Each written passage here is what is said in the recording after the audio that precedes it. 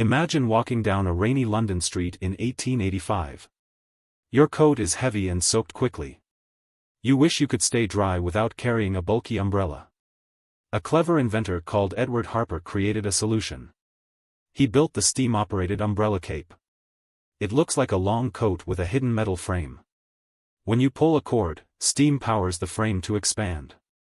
The coat opens into a full-body shield.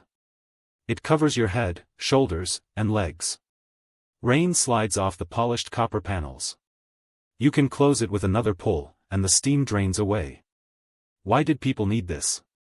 At that time, streets were muddy and rain was common. Public transport was crowded, and umbrellas often broke. Women also wanted to protect their hair and hats. The umbrella cape gave them freedom to walk without worry.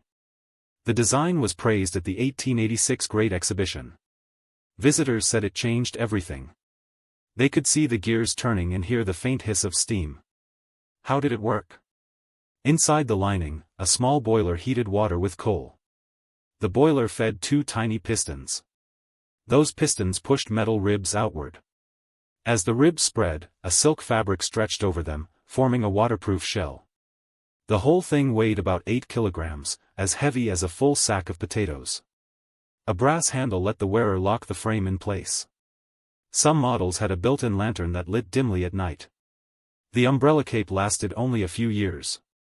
Soon after, rubber raincoats became cheap and light. Factories could mass-produce them, and steam became less popular for small gadgets. People no longer needed a steam machine on their backs. The cape faded into museum drawers.